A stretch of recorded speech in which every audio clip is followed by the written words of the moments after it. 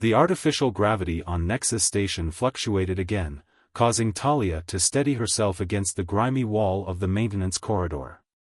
Her iridescent blue skin briefly shimmered in response to her irritation, an involuntary reaction her species couldn't control.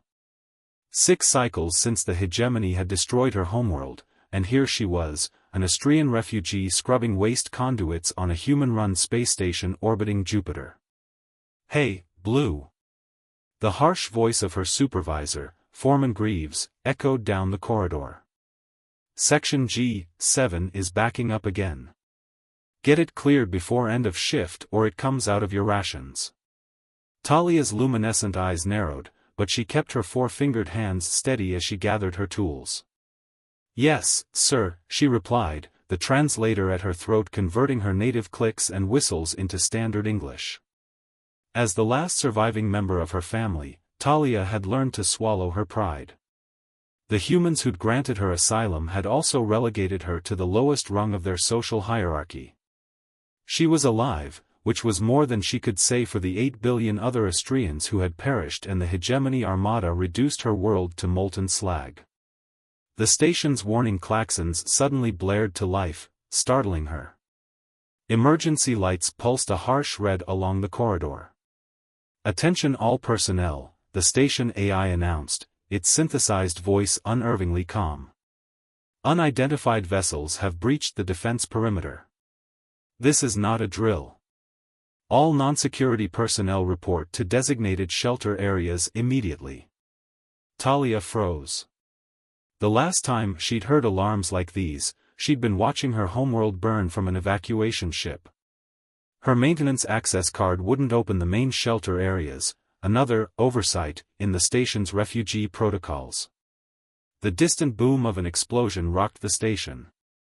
Talia abandoned her tools and ran toward the auxiliary maintenance bay. If she couldn't reach a shelter, at least she could find an emergency suit in case of decompression. She rounded a corner and collided with something solid and warm. Strong hands steadied her, and she found herself looking up into the face of a human she'd never seen before. Tall, with dark skin and close-cropped silver hair, he wore the uniform of Earth Fleet Command, a commander, based on the insignia. "You shouldn't be in this section," he said, voice deep but not unkind. "I'm maintenance staff," Talia replied, stepping back. "My access is restricted from the shelter areas." The man's expression hardened. "That's against station protocol and Earth Fleet regulations." Another explosion, closer this time, cut off Talia's response. The lights flickered, and emergency bulkheads began to close throughout the corridor network. "No time," the commander said, grabbing her wrist. "Come with me if you want to live." They sprinted through the labyrinthine maintenance corridors, the commander seemingly as familiar with them as Talia herself. Each thunderous impact against the station made her bioluminescent patterns flare with fear, casting eerie blue light against the walls. "I'm Commander Ryder," the man said as they ran. "Earth Fleet Intelligence." "Talia," she responded, struggling to keep pace with his longer strides. Ryder tapped his wrist communicator. "Sit rep," he demanded. A woman's voice responded through static. "Hegemony Strike Force, sir. They've breached sectors 12 through 17. They're not here for the station. They're searching for something." Talia's blood ran cold. The hegemony, here? Had they come to finish what they'd started with her people? Ryder pulled her into an unmarked door that Talia had passed 100 times without noticing. Inside was a small command center with screens showing security feeds from across the station. On several monitors, armored soldiers with the distinctive insignia of the hegemony moved through corridors, executing station personnel with cold efficiency. "What do they want?" Talia whispered. Ryder's gaze met hers, intense and appraising. "I think they want you." "Me? I'm nobody, just a maintenance worker." "You're the last known Astrian with direct genetic links to the royal bloodline," Ryder said, bringing up a file on one of the screens. Talia's personnel record appeared, alongside what looked like a genetic profile. Your father was King Varian's first cousin. The Hegemony's extermination campaign wasn't just about territory, they were eliminating a specific genetic sequence from the universe. Talia stared at him in shock. How do you know this? My heritage was sealed in refugee processing. Because finding you before they did has been my mission for the past 3 years. Ryder began activating systems around the room. Panels slid back to reveal weapons and equipment. Earth's official stance is non-intervention in the hegemony conflict, but some of us understand what's really at stake. A massive explosion rocked the station, throwing Talia against the wall. Alarms blared indicating multiple hull breaches. They're getting desperate, Ryder muttered, grabbing a sleek black duffel bag and filling it with equipment. He tossed a sleek pistol to Talia, who caught it reflexively. Ever fired one of these? She nodded grimly. The evacuation ships were attacked. I wasn't always maintenance. Ryder's lips curved in the barest hint of a smile. Good. We have about 3 minutes to reach my ship before they lock down all departures. Why are you helping me? Talia demanded, checking the weapon with practiced movements. Ryder paused, his expression softening for just a moment. Because 18 years ago, an Austrian diplomat saved my daughter during the Proxima colony collapse, at the cost of their own life. I've never forgotten that debt. He tossed her a tactical vest. And because what the hegemony is doing is wrong. Sometimes being human means standing up when everyone else stands aside. As they prepared to make their escape, Talia realized this was the first time in 6 cycles that a human had looked at her and seen more than just blue, more than just a refugee. Commander Ryder saw her as a person worth saving.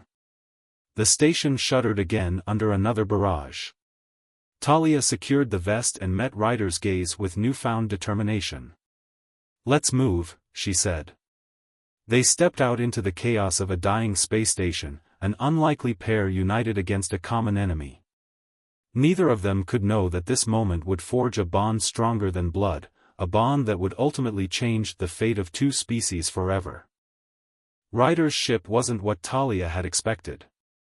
Instead of the sleek military vessel befitting an Earth fleet commander, they raced toward a battered cargo hauler docked in a maintenance bay.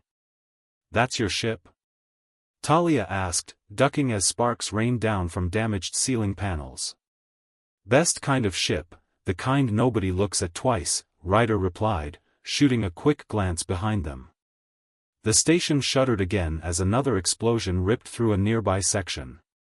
They reached the airlock just as 3 hegemony soldiers rounded the corner. Without hesitation, Talia pivoted and fired 3 precise shots. 2 soldiers dropped, but the third returned fire, forcing them into cover. Not bad, Ryder said, clearly impressed. I told you, I wasn't always maintenance. Talia's skin pulsed with adrenaline-fueled patterns of light. Ryder tossed a small device toward the soldiers. A blinding flash and electromagnetic pulse later, and they were aboard the ship. The engines were already cycling up, the ship's AI having received Ryder's remote commands minutes earlier. Departure protocols initiated, announced a smooth feminine voice as they strapped in. Warning, unauthorized departure will result in station defensive measures. Override code Sierra Echo Victor 994, Ryder barked, his hands flying over the controls. Override accepted. Welcome aboard, Commander. The ship detached from the dock with a metallic groan and accelerated away from the dying station. Through the viewport, Talia watched as hegemony destroyers circled the station like predators. Smaller explosions peppered the structure as escape pods jettisoned in all directions. They're targeting the pods, Talia whispered in horror as energy weapons lanced out to destroy the fleeing civilians. Bastards, Ryder muttered. He punched a series of commands into the console. Launching countermeasures. Small projectiles fired from their ship, detonating into clouds of sensor-jamming particles. In the confusion, more escape pods slipped through the hegemony's firing solution. "We can't save them all," Ryder said grimly, plotting a course away from Jupiter. "But we've given some a chance." The ship lurched as it took a glancing hit from a hegemony cruiser, then accelerated to full thrust, burning hard for the outer system. "Will they follow us?"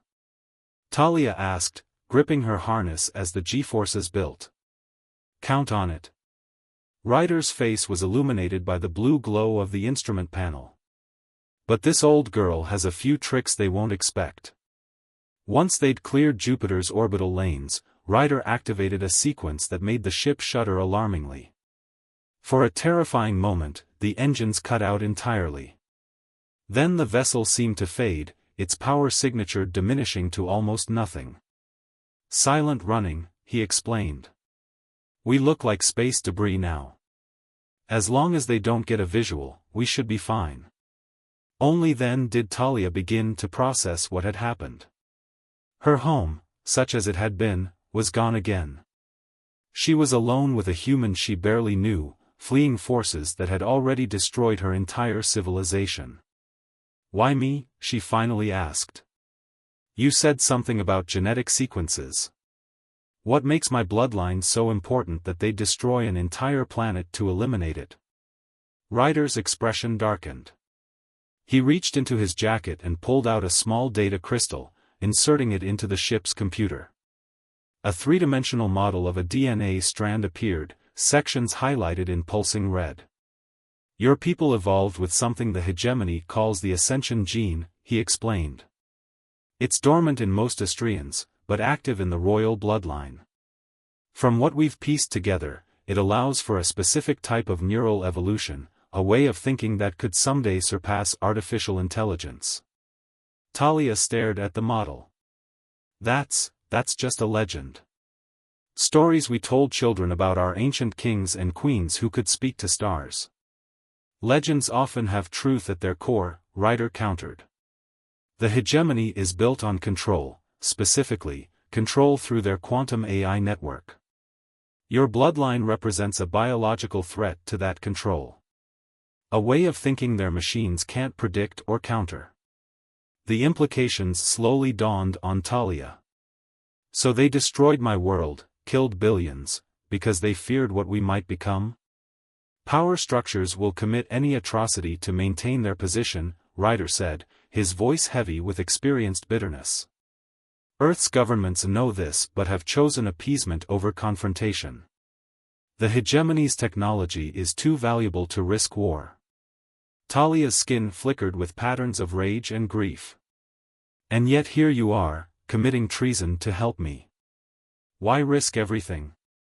Ryder was silent for a long moment. "Because 18 years ago, I watched an Austrian diplomat shield my daughter with their own body during a terrorist attack.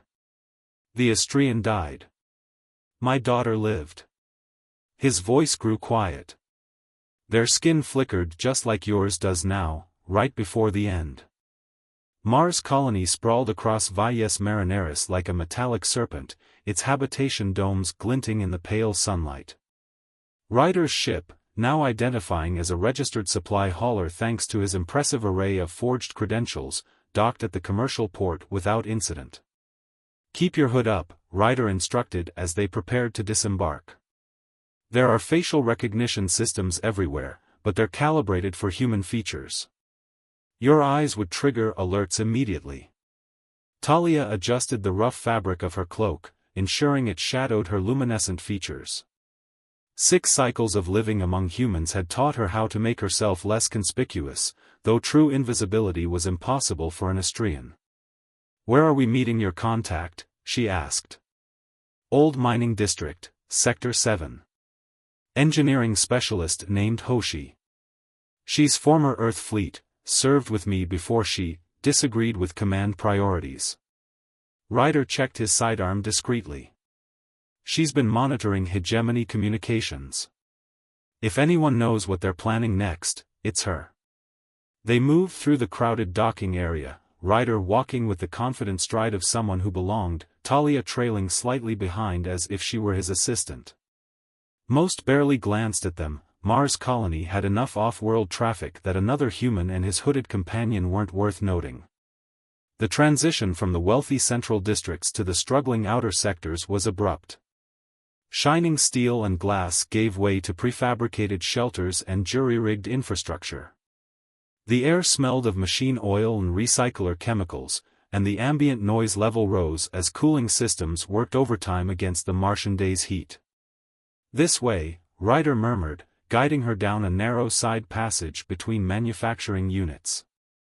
They passed workshops where technicians repaired everything from atmospheric processors to personal electronics, giving only cursory glances to the passing strangers. At the end of the alley stood a nondescript building with a faded sign advertising Hoshi's Engineering Solutions. Ryder knocked in a specific pattern. The door slid open to reveal a small, wiry woman with a shock of graying hair and arms covered in neural interface tattoos that pulsed with data streams. Her eyes widened briefly at the sight of them before she stepped aside. "Cutting it close, Ryder," she said, closing the door behind them. "Hegemony patrols have tripled in the outer system since Nexus Station.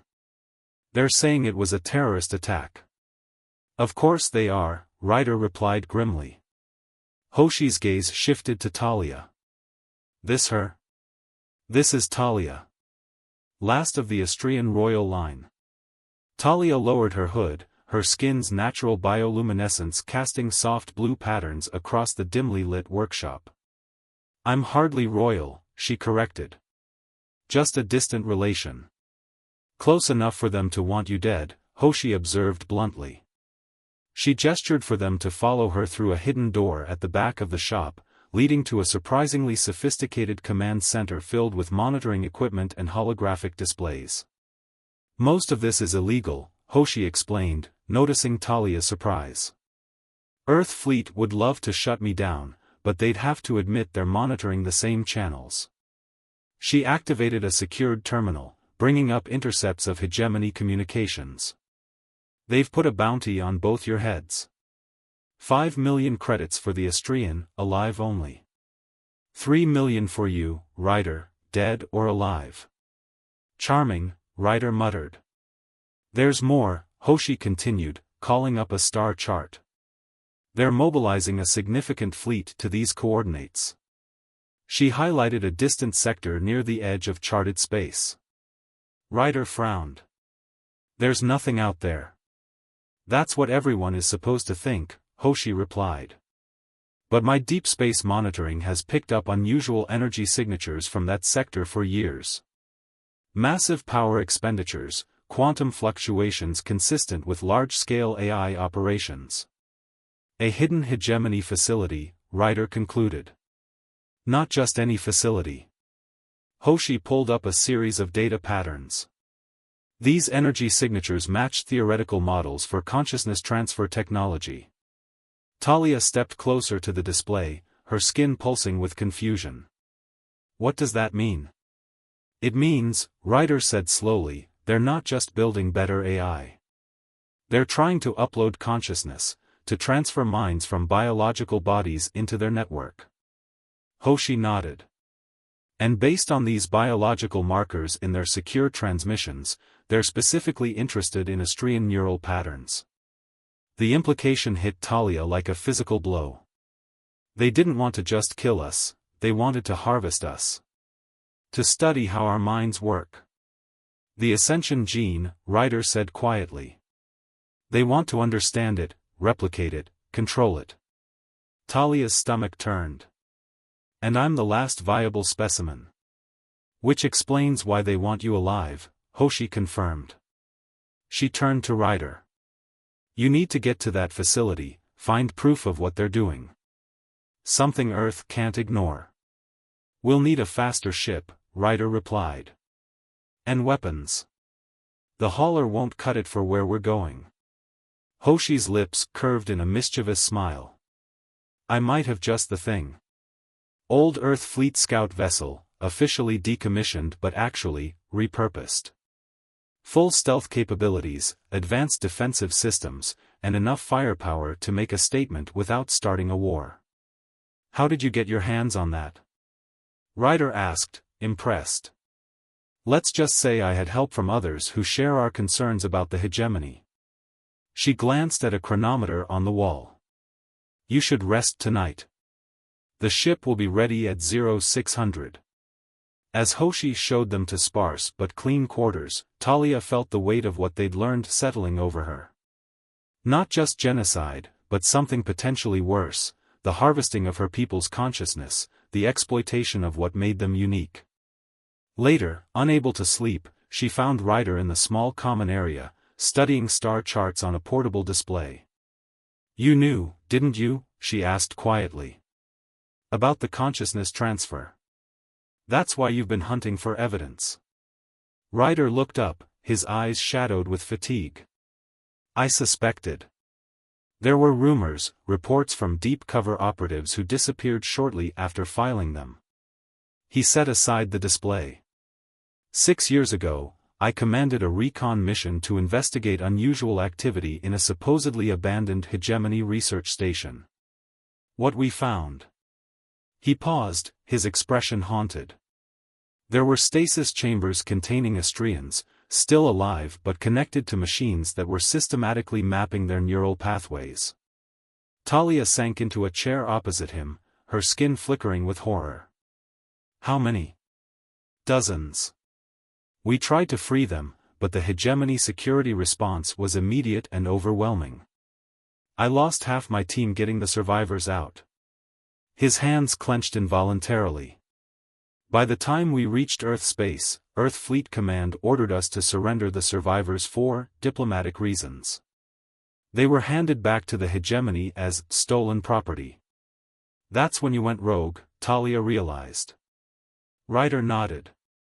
I couldn't be part of a system that would sacrifice innocent lives for political convenience.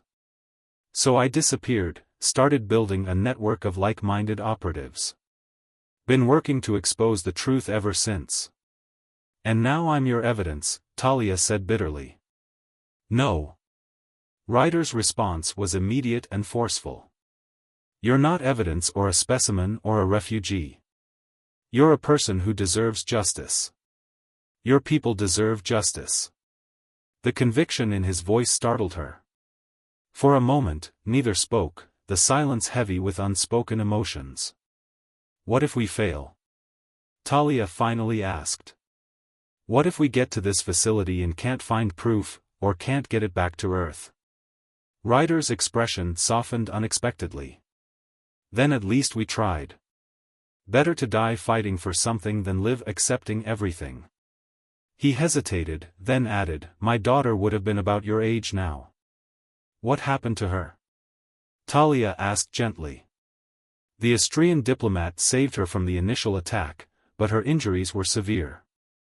She lived for 3 more years before her systems finally shut down. His voice remained steady, but pain flickered in his eyes.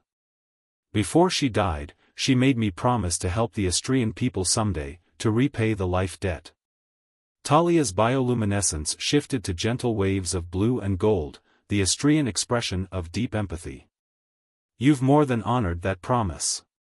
Not yet, Ryder said, determination returning to his features. Not until the hegemony can never do this to anyone else. In that moment, something shifted between them, a deepening of trust, of shared purpose. This wasn't just about survival anymore. It wasn't even just about justice. It was about creating a future where different species stood together against tyranny, where life was valued above power. As the Martian night deepened around them, human and Astrian sat together in understanding that transcended their biological differences. Tomorrow would bring new dangers, but tonight, in this quiet moment of truth-sharing, they found something neither had expected, genuine connection. The scout vessel Hoshi had procured lived up to her promises. Sleek and deceptively powerful, it sliced through space with barely a ripple in the detection grid. Talia watched in fascination as Ryder piloted the ship with practiced ease, his hands moving across the controls with a fluidity that spoke of years of experience.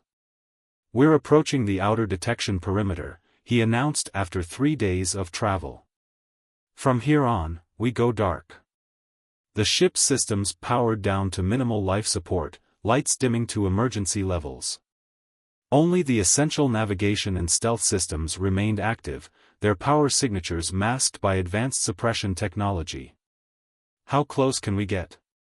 Talia asked, her skin dimmed to its lowest luminescence, another adaptation she'd learned during her years among humans.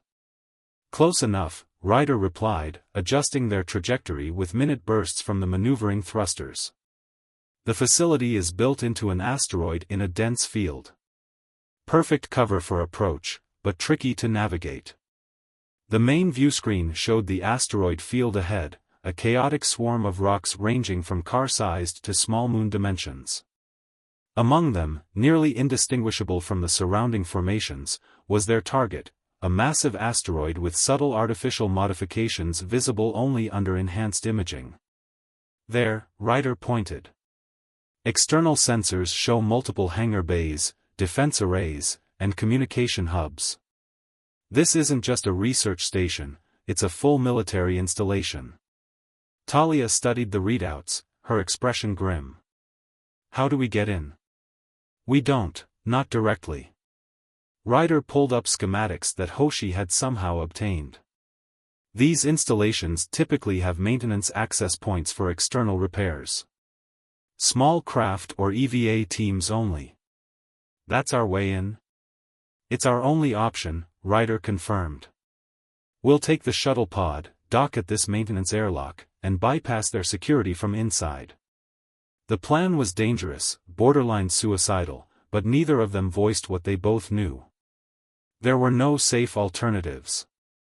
Hours later, clad in tactical space suits designed for stealth operations, they guided the small shuttle pod through the asteroid field. Ryder piloted manually, relying on skill rather than automated systems that might be detected. The maintenance airlock loomed ahead, a small blemish on the asteroid's cratered surface. No warning lights or defensive measures activated as they approached, their presence still undetected. "Remember the plan," Ryder said as they secured the pod to the airlock. "We get in, access their central database, download everything we can about the experiments, then plant the quantum transmitter. Once it's activated, it'll broadcast the data directly to Hoshi's network and every major Earth news outlet simultaneously. And then we get out," Talia added, checking her weapons. Ryder's pause was brief but noticeable. "And then we get out," he echoed, not meeting her eyes. The airlock cycled with surprising ease, another sign that this entrance was rarely monitored. They moved through dimly lit maintenance tunnels, encountering no resistance. Talia's enhanced senses proved invaluable, detecting approaching maintenance drones with enough warning to hide. "Central database should be 2 levels down," Ryder whispered, consulting the schematic on his wrist display. "Security will be heavier there." They reached a service shaft that would take them to the core of the facility. As they prepared to descend, Talia caught Ryder's arm. "You're not planning to get out of here, are you?" she asked directly, her luminescent eyes searching his face. Ryder stiffened. "What makes you say that?" "Your heartbeat changes when you mention extraction. And you gave me all the emergency codes for the ship." Her expression softened. "You're planning a diversion. A sacrifice play." For a moment, Ryder looked like he might deny it. Then his shoulders sagged slightly. "The transmitter needs time to establish a secure connection, about 3 minutes. Time we won't have once they detect the data breach. Someone needs to hold them off." "Then we both stay," Talia said firmly. "No. One of us needs to get back, to testify in person. Data can be disputed, discredited. A living witness cannot." "It doesn't have to be me," she argued. Ryder's expression grew gentle. "Yes, it does. You're the proof, Talia. Not just of what they did to your people, but of what they planned. The living embodiment of a genocide they want the universe to forget." Before she could argue further, an alarm blared through the corridor. Red emergency lights pulsed along the walls. Intruder alert in Maintenance Section 12, announced an automated voice. Security protocols activated. They've found the shuttle, Ryder said grimly. We need to move. Now. They descended the service shaft rapidly, emerging into a wider corridor. Ahead, 2 hegemony guards appeared, weapons raised. Ryder fired first, taking down one while Talia eliminated the other. The database chamber should be through that security door, Ryder said, pointing ahead. The door required biometric authentication. Ryder pulled out a device Hoshi had provided and attached it to the security panel.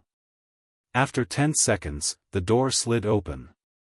Inside, they found not a server room, but a laboratory. Clear stasis pods lined the walls, each containing an Astrian floating in translucent fluid. Neural interfaces connected to their skulls fed data to monitoring stations. Talia's skin flashed with horror and rage. They're alive, she whispered. Ryder moved to a control console, his expression hardening. These are your people. Survivors they've kept hidden. How many? Talia asked, moving between the pods, touching their surfaces with trembling fingers. 27, according to this, Ryder replied, scrolling through data. All with active markers for the Ascension gene. Talia stopped before one pod containing a small child, no more than 6 years old. We have to free them. We will, but first, Ryder connected a data spike to the console, beginning the download. We need proof, everything they've done, everything they're planning. The console chirped as data flowed into their storage device. Meanwhile, Talia examined the stasis pod controls, looking for a way to safely revive the captives. Ryder, she called urgently. These readings, they're not just studying the Ascension gene. They're trying to extract it, weaponize it somehow. Ryder joined her, studying the displays. They're developing a way to transfer the neural capability into their own people, or possibly their AI network. His expression darkened. That's why they destroyed your world. Not just fear of what you might become, but to eliminate witnesses to what they were stealing.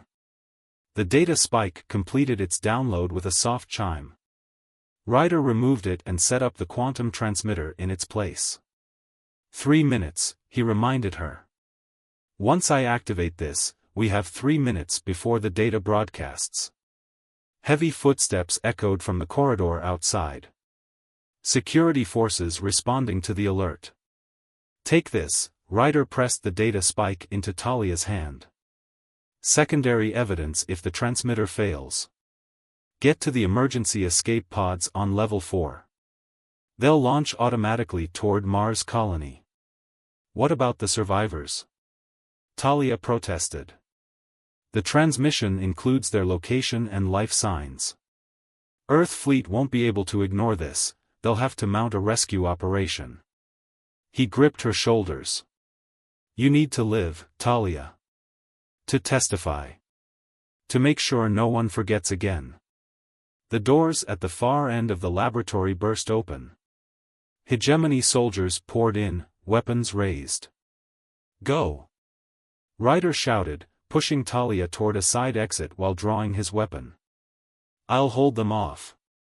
Ryder, Talia's voice broke. We're family now, he said, his eyes meeting hers one last time. And family protects each other. Now go. Something in his words, in the fierce certainty with which he claimed her as family, broke through Talia's hesitation. With one last look at the man who had risked everything for her people, she fled through the side exit. Behind her, she heard Ryder's voice, calm and clear, initiating transmission. Countdown, 3 minutes. Then came the sound of weapons fire, explosions, the chaos of battle. Talia ran, her skin pulsing with grief and determination, the data spike clutched tightly in her hand.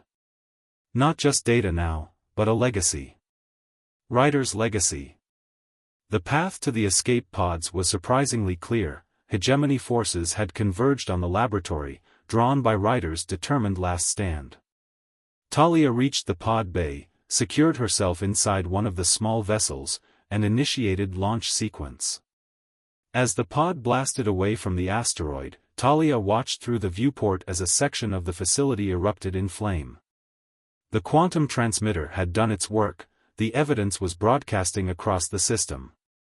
And somewhere in that inferno was the human who had called her family. Not by blood, not by species, but by something deeper, by choice, by sacrifice, by shared purpose.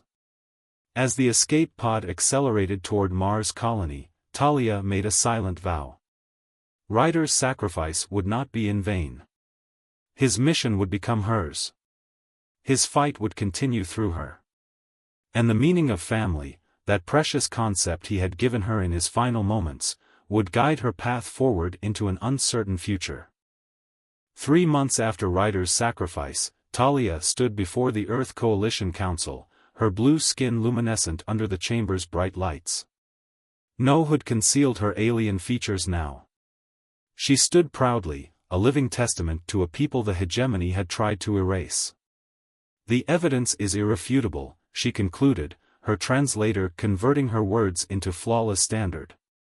The hegemony committed genocide against the Astrian people not out of territorial ambition, but to eliminate witnesses to their biological weapons program. They sought to weaponize the ascension gene, to steal what made us unique and use it for their own purposes. The chamber remained silent as the council members absorbed her testimony. Behind them, representatives from a dozen species watched, their presence unprecedented in these chambers. The quantum transmission had done more than expose the hegemony's crimes, it had united previously neutral species in outrage. Admiral Voss, Earth Fleet's commanding officer, leaned forward. While we acknowledge the evidence, military intervention against the hegemony would risk open war. Surely you understand our hesitation. Talia's skin pulsed with controlled anger. I understand that 27 of my people remain in hegemony captivity. I understand that Commander Ryder gave his life to expose these atrocities. And I understand that your hesitation is what emboldened the hegemony to attempt genocide in the first place. Murmurs rippled through the chamber. No one had spoken to the council with such directness in generations. The rescue mission is already underway, came a voice from the chamber entrance. Talia turned to see Hoshi striding confidently down the central aisle, followed by a team of Earth Fleet officers wearing unofficial insignia, Ryder's network of allies, now operating in the open. What is the meaning of this? Admiral Voss demanded. Hoshi's smile was razor-sharp. Operation Family Reclamation. Authorized under Emergency Protocol 793, the duty to prevent ongoing crimes against sentient beings. She activated a holographic display in the center of the chamber. Live feed from the hegemony facility. The display showed Earth Fleet vessels, unofficial, unmarked, but unmistakably Earth design, surrounding the asteroid base. Smaller craft were docking at various points, teams in tactical gear breaching entrances. This is outrageous, spluttered a council member. You've initiated military action without authorization. Not military action, Hoshi corrected. A rescue operation. And it's being conducted by officially retired personnel, so Earth maintains plausible deniability. The chamber erupted in chaos. Amid the confusion, Talia felt a hand on her shoulder. She turned to find an older woman with Ryder's eyes and bearing, his sister, whom Talia had met after reaching Mars' colony. It's happening, Evelyn Ryder said quietly. Just as Marcus planned. Talia nodded, watching the operation unfold on the display. Team after team reported success, stasis pods secured, Astrian survivors stable. The hegemony guards offered minimal resistance, clearly unprepared for such a coordinated assault. 4 hours later, in a secure medical facility beneath Mars' colony, Talia walked among her people, 27 Astrians in various stages of recovery from their long imprisonment. Medical staff worked tirelessly, reversing the effects of the neural interfaces and stasis fields.